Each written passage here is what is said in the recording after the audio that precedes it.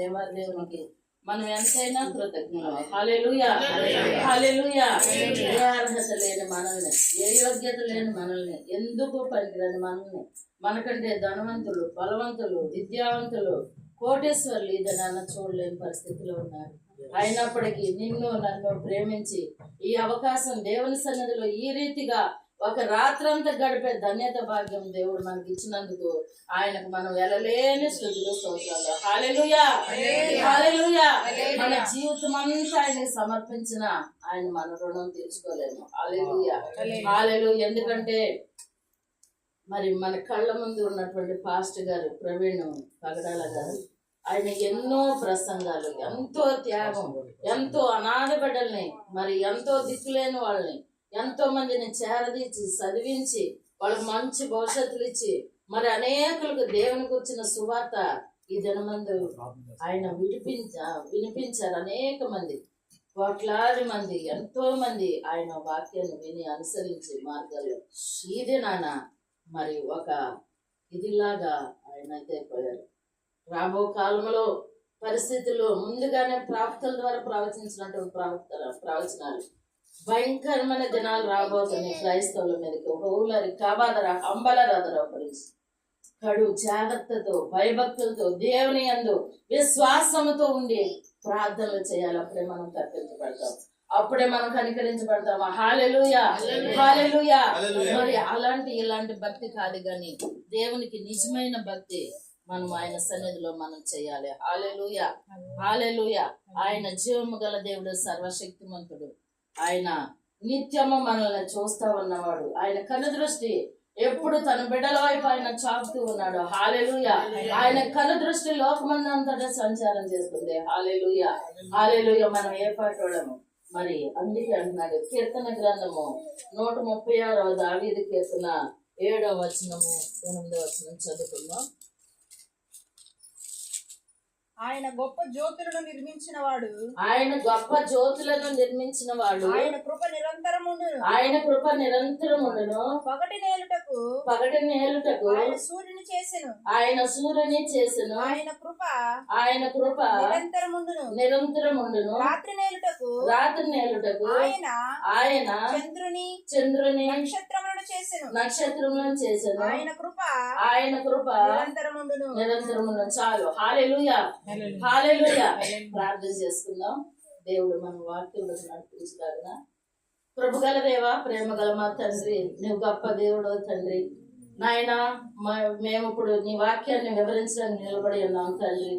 నీవే మా పక్షా నుండి ఏ హృదయానికి ఏ వాక్యం అవసరమో, ఎలానో మాట్లాడాలో అయా ఆనాడు మోషే నువ్వు ఎన్నుకుని ఇశ్రాయేల్ జనాంగాన్ని నడిపించిన రీతిలో బ్లరాదారి కాబాలారాదరవు షౌలరి దరారి అలరి హౌబ్లరి కందర ఆ రీతిగా నీ బడలైనటువంటి వారికి నీ వాక్యాన్ని అర్థమయ్యే రీతిలో వినిపించి నీ దాసరాలను నన్ను నిలబెట్టి వాడుకోమని ఇది నాయన ఈ కొద్ది ప్రార్థన ఈ సన్నిధిలో చేర్చుకుని ప్రతిఫలం దయచేయమని యేసు పరిశుద్ధ నామమున అడిగి వేడుకుంటున్నాం జీవగల తండ్రి.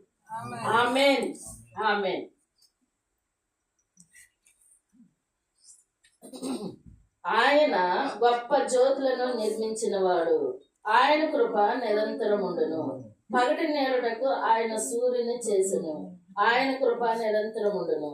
రాత్రి నేలుటకు ఆయన చంద్రుని నక్షత్రములను చేసెను, ఆయన కృప నిరంతరముండును. హల్లెలూయా హల్లెలూయా. భూమి ఆరంభంలోనే ఆయన ఆది యందు వాక్యం ఉండెను, వాక్యము దేవుని యొద్ద ఉండెను, వాక్యము దేవుడై ఉండెను. హల్లెలూయా. ఆయన కృపా సత్య సంపూర్ణుడుగా మన మధ్యలో నివాసం చేస్తున్నాడు. ఆ దేవుడైనటువంటి యేసయ్య యెహోవా దేవుడు మొదట భూమిని ఆకాశాన్ని ఆయన సృష్టించాడు. హల్లెలూయా. భూమి నిరాకారముగా శూన్యముగాను ఉండెను. భూమి మీద అసలు ఏమీ లేవు, ఏ చెట్లు లేవు, ఏ చేమలు లేవు. అంతా కూడా నీరు జలమయంతో మరి చీకటి అగాధము ఆ జలముల పైన అల్లాడుచున్నప్పుడు యెహోవా దేవుడు ఒక ఆలోచన చేసి భూమిని ఆకాశాన్ని సృష్టించాలని చెప్పి ఆయనకు ఒక ఉద్దేశం వచ్చినప్పుడు ఆయన భూమిని ఆకాశాన్ని కలుగు చేశాడు. హల్లెలూయా. అందుకే చెప్తున్నారు ఇక్కడ, ఆయన గొప్ప జ్యోతులను నిర్మించిన వాడు, ఆయన కృప నిరంతరముండును. హల్లెలూయా. ఆకాశాన్ని భూమిని సృష్టించాడు. మరి భూమి మీద చెట్లు, చేమలు, ప్రాకు జీవులు మరి రెండోసారి, అలాగే మూడో రోజు, నాలుగో రోజు, ఐదో రోజు, ఆరో రోజు నరుని సృష్టించాడు యేసయ్య. తన పోలిక చొప్పున, తన ప్రణాళిక చొప్పున, తన ఇష్ట ప్రకారము ప్రేమించి. నరుడు అంటే దేవునికి ఇష్టం, నరుడు. హల్లెలూయా. ఎందుకంటే తన ప్రణాళికలో, తన రూపం చొప్పున, తన ప్రణాళిక చొప్పున, తన చిత్తాన్ని బట్టి ఆయన నరుని సృష్టించాడు గనక నరులంటే ఆయన ఎంతో ప్రేమ. హల్లెలూయా. ఆ నరుని సృష్టించినాడు యేసయ్య ఆరో రోజు. ఏడవ రోజు విశ్రాంతి తీసుకున్నాడు. ఈ మధ్య కాలంలో ఆయన భూమిని, ఆకాశమును సృష్టించాడు. సృష్టించినప్పుడు భూమి అంతా కూడా ఏమి లేకుండా, చెట్లు, చేమలు, మరి గడ్డి ఏది కూడా లేకుండా నిరాకారంగాను శూన్యముగాను ఉన్నప్పుడు, ఆకాశంలో కూడా ఏమీ లేవన్నమాట. చీకటి అగాధము కమ్మి ఉంటే అప్పుడు యేసయ్య ఆకాశం అందు గొప్ప జ్యోతులను కలిగజేశాడు. హల్లెలూయా. హల్లెలూయా. సూర్యుడు చంద్రుని కలిగజేశాడు, నక్షత్రాలను కూడా కలిగజేశాడు భూమి మీద నరుని సృష్టించినాక. ఆ జ్యోతులే ఇక్కడ. ఆయన గొప్ప జ్యోతులను నిర్మించిన వాడు, ఆయన కృప నిరంతరముండును. ఆయన గొప్ప జ్యోతులను వెలిగించాడండి భూమి మీద. హల్లెలూయా. ఆకాశంలో గొప్ప జ్యోతులను నిర్మించాడు. కలుగునగా కనగానే కలిగినాయి, మరి అవునుగా కనగానే అయినాయి. ఆయన నోటి మాట ఆయన ఆజ్ఞాపించారు అంతే. ఆయన మాట ఎంత దేవుడు, మరి యెహోవా దేవుడు, ఆయన గొప్ప మరి మాట చొప్పునే అంతా కూడా సృష్టి యావత్తు కూడా జరిగింది. కానీ మరి అలాంటి మనుషులు ఇవాళ ఎలాగున్నారంటే, దైవ సేవకులు, దేవుని పేరట వచ్చిన ప్రతినిధులు, ఎక్కడ మన మత క్రైస్తవత్వం విస్తరించుతో అక్కడే సాతాను కూడా, ఎక్కడ దేవుని కార్యాలు ఎక్కువగా జరుగుతాయి అక్కడే సాతాను కూడా విజృంభిస్తాడు. అలాంటి పరిస్థితుల్లో భయంకరమైన మరి క్రైస్తవత్వం మరిగి ఒక గొప్ప ఉద్యమం మరి దేశంలో రగులుకుంటుంటే, ఒకవైపున ఇటువరకు ఉన్న ప్రార్థనలు, ఇటువరకు ఉన్న మరి మందిరాలు, ఇటువరకు ఉన్న పాస్టర్ గారులు, ఇటువరకు ఉన్న దైవ సేవకు రాండ్రులు కూడా ఈ దినాన దేవుని సేవకు ఏర్పాటు చేసుకున్నాడు ఆయన. హల్లెలూయా. కానీ ఇటువరకు రోజులు ఇన్ని మందిరాలు కానీ, ఇంత ప్రార్థనలు కానీ, ఇంత సేవకులు కానీ, కానీ మరి దేశంలో జరగలేదు. హల్లెలూయా. అయినప్పటికీ వాటన్నిటిని పాడు చేయాలని దుష్టుడు పన్నాగాలు పన్ని మరి ఆ క్రైస్తవత్వం, దేవుని గురించిన ఆ పరిస్థితి బయటికి రానియకుండా మరి దుష్ట శక్తులు కొన్ని బయలుదేరి ఆ దేశంలో పెద్ద పెద్ద దేశ మరి దైవ పాస్టర్ గారులు, దేవుని ప్రతినిధులుగా నిలబడిన వారిని ఎంతగానో మరి ఇచ్చేస్తున్నారు. దేశం మరి కన్నీటితో నిండిపోయింది. హల్లెలూయా. హల్లెలూయా. మరి యేసయ్య ఆకాశంలో జ్యోతులను, గొప్ప జ్యోతులను నిర్మించాడంట. హల్లెలూయా. అంటే ఆకాశంలో ఏముంది? సూర్యుడు, చంద్రుడు, నక్షత్రాలు. ఈ సూర్యుడు, చంద్రుడు, నక్షత్రాలను సృష్టించిన దేవుడు మరి యెహోవా, మరి యెహోషువలు మరి ప్రార్థించగా సూర్యుడు, చంద్రుడు కూడా ఆగిపోయారు. హల్లెలూయా. హల్లెలూయా. అటువంటి పరిస్థితుల్లో ఎంత గొప్ప ప్రార్థన చేశారంటే, యెహోషువలు ప్రార్థించగా సూర్య చంద్రుని నిలిపివేశావు అని చెప్పి పాడుకోండి. హల్లెలూయా. హల్లెలూయా. మరి ఆ జ్యోతులను నిర్మించిన వాడు ఆయనే. నిన్ను నన్ను నిర్మించిన వాడు ఆ యేసయ్య. హల్లెలూయా. హల్లెలూయా. ఆ జ్యోతుల వల్లే మనం ఈ లోకంలో ప్రకాశించాలి. హల్లెలూయా. మరి నువ్వు నేను కూడా రక్షించబడిన మనము, మారు మనసు పొందిన మనము, మరి దేవుని అంగీకరించిన మనము, ఆయన ప్రణాళికలో ఉన్న మనము అనేకులకు అనేక జ్యోతుల వల్లే మనం వెలిగించబడాలి. మనం వెలగాలి, మరి ఇతరులను కూడా వెలిగించబడాలి. ఎన్నో ఆత్మలు దేవుని సన్నిధిలో ఆరిపోతూ, పడిపోతూ, జారిపోతూ, ఎండిపోతూ ఉంటాయి. అలాంటి ఆత్మలన్నిటినీ మనం, అందుకే అయ్యగారు కూడా నెల నెల ఆల్రెడీ ప్రేరణ పెడుతున్నారు. ఇలా మనం బలం పొందుకుంటాం. పడిపోయిన ఆత్మలు, ఆరిపోయిన జ్యోతులను వెలిగించే ఆ గొప్ప ధన్యత భాగ్యం, ఆ ప్రార్థన నా యేసయ్యకి తప్పితే ఈ లోకంలో ఎవ్వరికి లేదు. హల్లెలూయా. హల్లెలూయా. అందుకని ఆయన ఆకాశంలో జ్యోతులను నిర్మించిన వాడు ఆయనే. ఆయన కృప నిరంతరం ఉండను. ఆయన జ్యోతులను నిర్మించాడని. మరి ఆకాశంలో సూర్యుడు, చంద్రుడు, నక్షత్రాలు, జ్యోతులను వెలిగించిన వాడు ఆయనే. ఆ జ్యోతుల వలె వెలగాలని వాక్యాన్ని మన ముందుంచాడు. ఆ వాక్యాన్ని, ఆయన వాక్యమే మన పాదములకు దీపమును, మన త్రోవలకు వెలుగై ఉన్నది. మనం ఎలా నడవాలో, ఏ స్థితిలో ఉండాలో, మన కాలు జారిపోకుండా, కుడికైనా ఎడంకైనా ఈ లోకంలో పాపంలో పడిపోకుండా జ్యోతుల వలె మనం వెలిగి అనేకులకు వెలిగివ్వాలనే ఆయన కోరుకుంటున్నాడు. ఆయన కృప నిరంతరం ఉండును, ఆయన కృప నిరంతరం నిలుచును. హల్లెలూయా, హల్లెలూయా. మనము నరులమైన మనము ఉంటామో లేకపోతే మరి ఏమవుతామో తెలియదు, కానీ ఆయన కృప కనుక మన మీదకి వస్తే ఆయన కృప నిరంతరం నిలుస్తుందంట. హల్లెలూయా. ఆయన కృప మన మీదకి రావాలంటే మనం ఏం చేయాలి?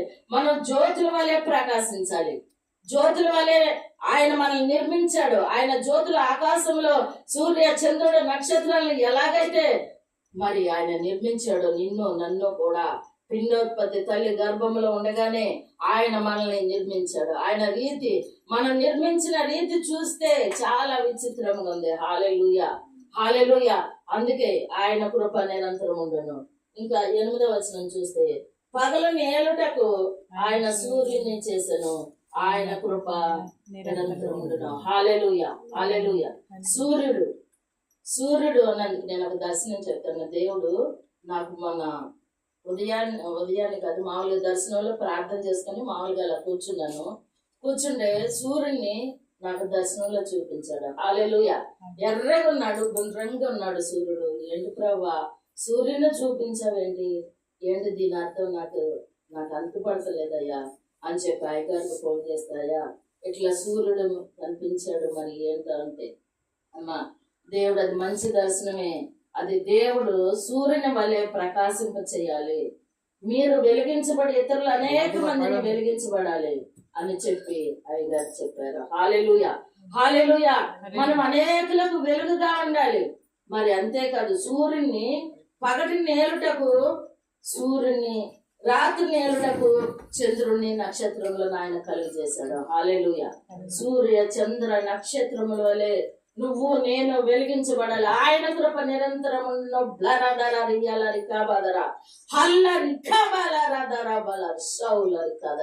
ఆయన కృప నిరంతరం ఉండును. పగటి నేలుటకు సూర్యుని, రాత్రి నేలుటకు చంద్రుణ్ణి, నక్షత్రములను కూడా ఆయన కలుగజేశాడు. అంటే మనం పగటి వలె చీకటిలో, పాపములో, శాపములో, గాఢాంధకారంలో, చీకటి శక్తుల చేత, చేతబడి శక్తుల చేత, మాంత్రిక శక్తుల చేత పీడింపబడుతున్న వారికి విడుదలనిచ్చే దేవుడు ఈ రాత్రి నీతో నాతో కూడా మాట్లాడుతున్నాడు. సూర్యుని వలె, చంద్రుని వలె, ఆకాశ నక్షత్రముల వలె మనం ఎప్పుడు కూడా వెలుగుచుండాలి. హల్లెలూయా. వెలిగి మనం ఇతరులకు వెలిగించి మనం వెలిగించబడాలి. పాపంలో నుండి, శాపంలో నుండి, దరిద్రతలో నుండి, పేదరికము, దరిద్రత ఏది కూడా నిన్ను ఏలుబడి చేయదు. హల్లెలూయా, హల్లెలూయా. ఒక వచనం, ఒక రిఫరెన్స్ చూసుకుందాం. మరి కీర్తనల గ్రంథము 104:19 ఒకసారి చదవండి. 104:19. ఋతువులను తెలుపుటకై ఆయన చంద్రుడు నియమించును. సూర్యునికి తన అస్తమ కాలము తెలియను. నీవు చీకటి కలుగజేయగా రాత్రి అగుచున్నది. అప్పుడు అడవి జంతువులన్నీ తిరుగులాడుచున్నవి. సింహపు పిల్లలు వేట కొరకు గర్జించుచున్నవి. తమ ఆహారమును దేవుని చేతిలో నుండి తీసుకొని చూచుచున్నవి. చాలు. హల్లెలూయా. ఋతువులను తెలుపుటకు ఆయన చంద్రుని నియమించెను, సూర్యునికి తన అస్తమయ కాలము తెలియను. నీవు చీకటి కలుగజేయగా రాత్రి అగుచున్నది. అప్పుడు అడవి జంతువులని తిరుగులాడుచున్నవి. హల్లెలూయా, హల్లెలూయా. సింహ పిల్లలు వేట కొరకు గర్జించున్నవి.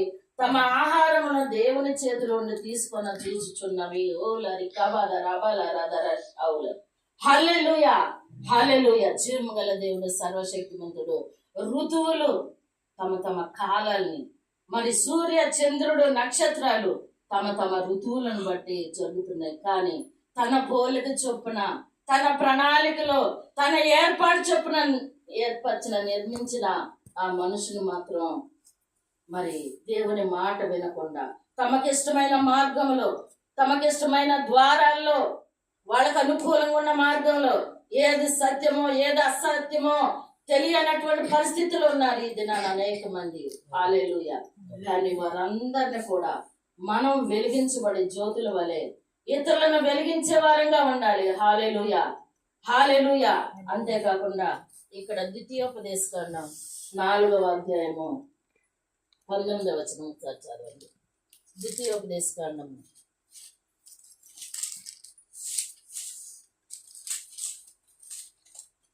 ద్వితీయోపదేశకాండం 4వ అధ్యాయము 19. సూర్య చంద్ర నక్షత్రములైన ఆకాశ సైన్యమును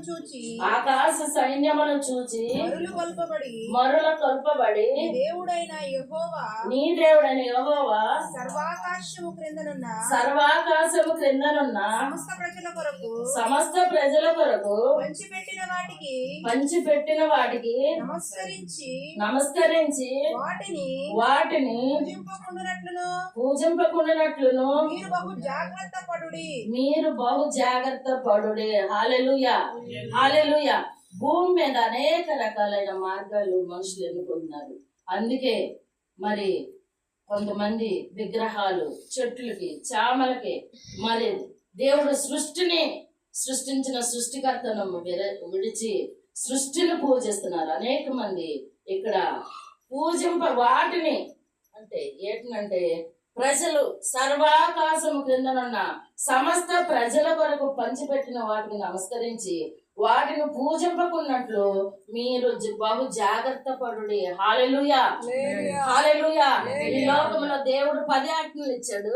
10 ఆజ్ఞలు అయ్యే నేను తప్ప వేరొక దేవుడు నీకు ఉండకూడదు, ఏ రూపమునైనా విగ్రహమునైనా నువ్వు చేసుకోనకూడదు, వాటికి సాగిల పడకూడదు, వాటికి నమస్కారం చేయకూడదు, నీ దేవుడని యెహోవాను మాత్రమే నీవు ఆరాధించాలి, నరహత్య చేయవద్దు, నీ తల్లిదండ్రులను సన్మానించు. దేవుడు 10 ఆజ్ఞలు ఇచ్చాడండి.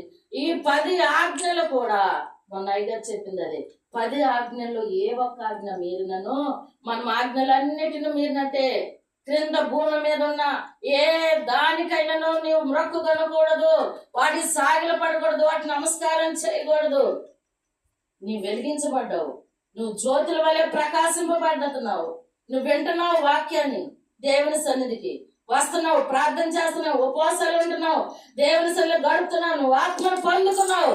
కానీ నీ పక్కన వాళ్ళు, నీ ఇరుగు పొరుగు వాళ్ళు, నీ ఇంట్లో వాళ్ళు, ఇంకా అనేక మంది దేవుని ఎరగని జనాంగం ఉన్నారు. హల్లెలూయా. అలాంటి వారందరికి నువ్వు జ్యోతుల వలె, నక్షత్రం వలె నువ్వు ప్రకాశించి ఇతరులకు వెలుగుగా నీవు జీవించినప్పుడు వాళ్ళు నీ ప్రవర్తన చూసి మారుతారు. హల్లెలూయా, హల్లెలూయా, హల్లెలూయా. దేవుడు మరి అనేక రకాలుగా అనేక రీతుల్లో మనతో మాట్లాడినప్పుడు, మన హృదయాన్ని తట్టినప్పుడు మరి నాకు ఒక దర్శనం వచ్చింది. మదర్ తెరీసా గారు, అమ్మగారు, మరి ఆమె దేశం అంతా కొనియాడి పిల్లలు కొడుకులు కూడా పాఠాల్లో చదువుకుంటున్నారు. మరి మొన్న నేను బస్సులో ప్రయాణం చేస్తున్నప్పుడు మదర్ తెరీసా అమ్మగారు నాకు కనపడ్డారు దర్శనం. ఏంటి ప్రభా ఆ ముందు కూర్చుంది, నేను వెనక ఉన్నాను. ఏంటి ప్రభా ఆమెకి నాకు చూపించారు ప్రభా, ఎందుకు నాయన ఏంటి ఇలాంటి దర్శనాలు వస్తున్నాయి? సూర్యుని కనిపించండి, అమ్మ మరి మదర్ తెరీసా తల్లి గారు కనపడ్డారు. ఇదేంటి ప్రభా, ఇది ఏమై ఉన్నదో నాకైతే అర్థం కావట్లేదు, నాకు అంతుపట్టదో నాకు తెలియదు అంటే మరి ఆమె దేశానికి కాదు, ప్రజలకే కాదు, తన జీవితం అంతా అనేక రకాలైన కుష్టు రోగులను, వ్యాధిగ్రస్తులను భయంకరమైన సేవ చేసిందామా. భయంకరమైన కుష్టు వ్యాధి వచ్చి కాళ్ళు చేతులు మరి పుండ్లు వచ్చేసి దుర్వాసన కొడుతున్నా అలాంటి పరిస్థితుల్లో ఆ తల్లిగారు ఆమె ఆ రోజుల్లో కరెంటు లేదు, దీపాలు లాంతర్లు వెలిగించి కొంతమందిని ఆమెకి చేతి కింద పెట్టుకుని పరిచర్య చేసింది. అనేక రకాల దేవుని గురించి ఒకవైపున చెప్తా మరి ఆమె మరి సేవ కూడా చేసింది, మానవ సేవ. హల్లెలూయా. అలాంటి పేదలని, అనాథుల్ని చేరదీసి అనేక మందికి బ్రతుకును కలుగు చేసింది, ఆమె పోషణ కలుగు చేసింది. హల్లెలూయా. మరి అలాంటి పరిస్థితుల్లో ఎందుకయ్యా ఆమె నా ముందు పెట్టావని చెప్పి దేవుని అడిగినప్పుడు, నీ ఎడల ఒక ప్రణాళిక ఉంది, నేను కలిగి ఉన్నాను, అది నేను చేయబోతున్నానని దేవుడు దర్శనాల ద్వారా ముఖాముఖిగా నాకు భయం వేస్తుంది. ఒక్కోసారి నేను ఇలా బస్సులో కూర్చున్న సీట్ పక్కనే ఒక కింద నుండి మోకాళ్ళ వరకు మరి పంచి కట్టుకున్న ఒక దర్శనం కింద నేను అలా చూస్తున్నా. దేవుడు దర్శిస్తున్నాడు. ఆ రీతిగా అనేక రకాలుగా అనేక రీతుల్లో ఆయన మాట్లాడుతున్నాడు, దర్శిస్తున్నాడు. కానీ నిర్లక్ష్యం చేయకుండా మనైతే మన చుట్టుపక్కల మరి మనం జ్యోతుల వలె, ఆకాశమందు జ్యోతుల వలె వెలగాలి. ప్రతి ఒక్కరు కూడా మనం వెలిగించబడాలి. పాపములో, చీకటిలో, గాఢాంధకారములో, భయంకరమైన పరిస్థితుల్లో, హృదయము పాపముతో నిండిపోయినటువంటి పరిస్థితుల్లో అదంతా కూడా తీసివేయమని మనం శుద్ధి చేసుకుని మనం కడుక్కుని దేవుని సన్నిధిలో క్షమించమని, క్షమాపణ వచ్చేంత వరకు కూడా మనం దేవుని సన్నిధిలో అడిగి రక్షణ పొంది మార్పు చెంది దేవుని బిడ్డలుగా అంగీకరించిన మనము ఆకాశమంత జ్యోతుల వలె, సూర్యుని, చంద్రుని, నక్షత్రం వలె వెలిగించబడాలి. హల్లెలూయా. మనం వెలిగిన తర్వాత ఇతరులు కూడా ఆ వెలుగు తెలియని వారు అనేక మంది ఉన్నారు. పాపములో, శాపములో, మరి భయంకరమైన పరిస్థితుల్లో, చావు బతుకుల మధ్య కొట్టుమెంటాడుతున్నారు. అయోమయ పరిస్థితులు, ఏం చేయాలో అర్థం కాని పరిస్థితులు, అప్పుల్లో కూరుకుపోయిన వాళ్ళు, బిడ్డలు లేక అల్లాడుతున్నారు. బిడ్డలకు వివాహాలు కాక, కుమార్తెకి వివాహం కాక ఎన్నో మంది మన కళ్ళ ముందు ఉన్నారు. కానీ అలాంటి వారు అందరికి వెళ్ళి మనసు చేతనైనంత వరకు దేవుని గురించి చెప్పాలి, దేవుని గురించి ప్రకటించాలి. ఎందుకంటే తన ప్రణాళిక చొప్పున నిన్ను నన్ను సృష్టించాడు. ఈ లోకంలో ఏది ఉన్నా లేకపోయినా మనకు అవసరం లేదు. తినడానికి, తాగటానికి, ఉండడానికి ఉంటే చాలు. హల్లెలూయా.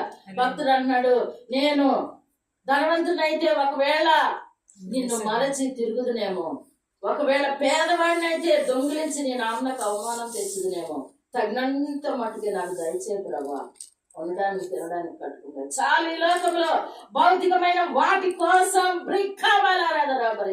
వెతకనక్కర్లేదు. పరలోక ముందున్న ఆ దేవుని శక్తిని పొందుకుని, ఆ పరిశుద్ధాత్మ యొక్క శక్తి, ఆ పరిశుద్ధాత్మ అగ్ని అభిషేకాన్ని పొందుకుంటే బలరదరని ఎలారి కాబదరా బలరా ఆకాశ జ్యోతుల వలె, ఆకాశమందు ప్రకాశించుతున్న ఆ నక్షత్రముల వలె బ్రియలరదరా షౌలరా నీ గ్రామానికి, నీ సంఘానికి, నీ కుటుంబానికి ఓలరి కాబలరదరా బల షౌలరి కంబర. భయంకరమైన పాపములో అనేక మంది చనిపోతున్నారు. అలాంటి వారందరినీ రక్షించడానికి యేసయ్య నిన్ను నన్ను ఊరికనే ఎన్నుకోలేదండి. మనం ఈ అర్ధరాత్రి కాలం మంది వచ్చి రాత్రంతా ఆల్నైట్ మరి అంత దూరం, మేము అంత దూరం పెదవాడు పల్లె దాదాపు ఒక 100 కిలోమీటర్లు ఏమి ఉంటుంది. అక్కడ నుండి వచ్చి మేము ఇక్కడ ప్రతి నెల రాళ్ళనైట్ ఎందుకు పెడుతున్నాము? దేవుని కోసం. హల్లెలూయా. మనుషుల కోసం కాదండి. మనుషులు మమ్మల్ని చూసినా చూడపోయినా మాకు అవసరం లేదు. హల్లెలూయా. కానీ యేసయ్య చూడాలి, మా ప్రయాస చూడాలి. అనేక మంది పాపములో దేవుని ఎరగని జనాంగాల్ని వెలిగించబడాలి. హల్లెలూయా. హల్లెలూయా. మరి అలాంటి వాటి కోసం ఆఖరిగా ఆదికాండము 1:14 చదివి ముగిస్తాను.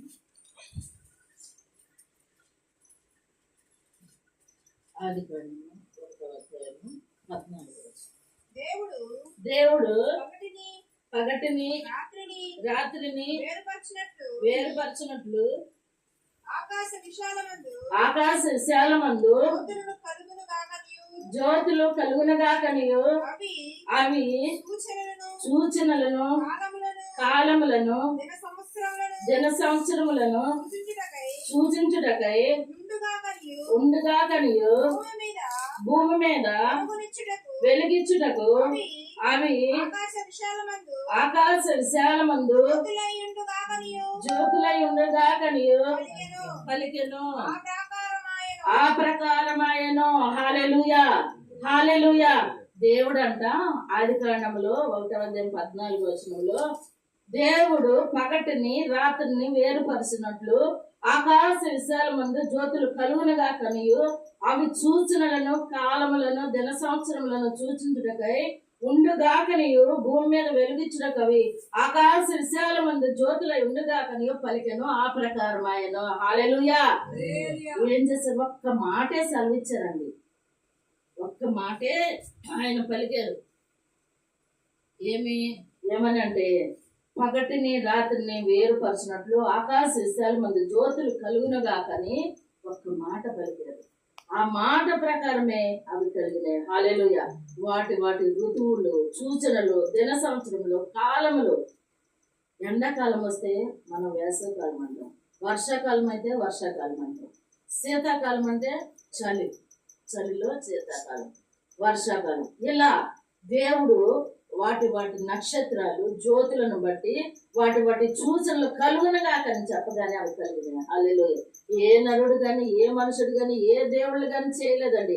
ఏ దేవుడైనా మన ప్రభు అయిన యెహోవా దేవుడు మాత్రమే ఆ మాట అవునుగా కనగానే కలుగునగా కనగానే భూమి సృష్టి యావత్తు కూడా కలిగింది. హల్లెలూయా. హల్లెలూయా. కనుక ఆయన మాట మాత్రం సెలవిస్తే చాలు. ఒక దాసుడు, ఒక యజమానుడు ఒక అన్నాడు, ఒక శతాధిపతి, నా దాసుడు మరి రోగి అయి ఉన్నాడయ్యా, మీరు ఒక్క మాట సెలవిస్తే చాలు ఆ దాసుడు లేచి కూర్చుంటాడు. హల్లెలూయా. హల్లెలూయా. ఆయన మాట సెలవిస్తే చాలండి. ఆయన మాట మాత్రం సెలవిస్తే చాలు. సృష్టి యావత్తు కూడా జరుగునగా కనుకనే జరుగుతుంది, అవునుగా కనుకనే అవుతుంది. అప్పుడు అంటున్నారు యేసయ్య, ఈ నా జనులకు ఇశ్రాయేలులో నేను ఎవరిలో కూడా ఇంత విశ్వాసం నేను చూడలేదు. హల్లెలూయా. ఎప్పుడైతే ఆ మాట పలికారో ఆ సమయానికి ఆ దాసుడు లేచి కూర్చున్నాడు. హల్లెలూయా. హల్లెలూయా. శతాధిపతి అండి, 100 మంది అధికారి, ఆయన చేతి కింద 100 మంది ఉంటారు. అలాంటి ఆయన, నా దాసుడు బాగాలేదు, జ్వరంతో బాధపడుతున్నాడు, మీరు మాట మాత్రం సెలవిస్తే చాలయ్య అని చెప్పి యేసయ్య దగ్గరికి వచ్చాడండి. హల్లెలూయా. ఇంకా ఇలాంటి ఎన్నో అద్భుతాలు, మహత్కార్యాలు, ఆశ్చర్యకార్యాలు ఆయన చేసిన దేవుడు. ఆనాడు ఒక మనిషిలాగా, ఒక నరమాతృలాగా 33.5 సంవత్సరంలో ఈ భూమి మీద తిరిగిలాడాడు యేసయ్య. నేనున్నాను తండ్రి, నన్ను పంపమని తన ఏకైక కుమారుని యెహోవా దేవుడి దగ్గర సెలవు తీసుకుని వచ్చి మానవాళి పాపములు నీ కోసం నా కోసం ఆ కలువరి సిలువలో తన ప్రాణాన్ని పెట్టి ఆఖరి రక్తపు బొట్టు బిందు వరకు కూడా రక్తాన్ని కాచి తిరిగి మరణించిన యేసయ్య సమాధి చేయబడి తిరిగి 3వ దినమందు ఆయన లేచాడు. ఆయన ఇప్పుడు ఆత్మ స్వరూపుగా పరిశుద్ధాత్మతో మన మధ్యలో సంచారం చేస్తున్నాడు. తండ్రి, కుమార, పరిశుద్ధాత్మ దేవుడు ఏక దేవుడు అయి ఉన్నాడు. హల్లెలూయా. కనుక ఆయన నీ కోసం నా కోసం మరి ఆయన మాట మాత్రం సెలవిస్తే చాలు. ఈ దినమందు ఎలాంటి పరిస్థితుల్లో ఉన్నా, నీ ఎలాంటి రోగమైనా సరే, నీ ఎలాంటి ఇబ్బందులైనా, నీది ఎలాంటి సమస్య అయినా, నీ బిడ్డలకి వివాహం కాలేదా, నీ గర్భఫలాలు లేదా, నీ అప్పుల్లో ఊపిల్లో కూరుకుపోయి ఆదరించే వాళ్ళే అల్లాడుతున్నావా, ఒంటరిగా పోరాడుతున్నావా, ఒక రాజులాగా జీవిస్తున్నావా, నువ్వు ఎలాంటి పరిస్థితుల్లో ఉన్నా సరే నీ దేవుడని యెహోవా తల్లి గర్భముల పిండోత్పత్తిలో ఉండగానే, పిండం ఇంకా ఏర్పడకుండానే, పిండోత్పత్తులు ఉండగానే నీ రూపురేఖలు ఏంటో, నీ ప్రణాళిక ఏంటో, నీ ఏ స్థితిలో ఉండాలో ఆయనకు తెలుసండి. మనకు తెలియదు, మనం సృష్టించిన మన తల్లిదండ్రులకు తెలియదు. కానీ నీ గురించి, నా గురించి, నీ రాతలేంటో, నీ గీతలేంటో, నీ చరిత్ర ఏంటో ఆయనకు తెలుసు. హల్లెలూయా. కనుక ఆయన మనం సృష్టించాడు కదా, సృష్టి యావత్తు కూడా ఆయన చేతులు ఉండేవి. ఆకాశ నక్షత్రములు జ్యోతులు, ఆకాశమందు జ్యోతుల వల్లే మనం వెలిగి అనేకులకు వెలుగునివ్వాలి. ఆ యేసయ్య కోసం, మన కోసం కాదండి, మన బిడ్డల కోసం కాదు మనం బ్రతికేది. ఆయన తన ప్రణాళిక చొప్పున మనం నిలబెట్టాడు కాబట్టి మనందరం ఆయన కోసం జీవించాలి. హల్లెలూయా. హల్లెలూయా. దేవుడి కొద్ది మాటలు మనం ఇంటిలో దీవించింది. ఆమేన్.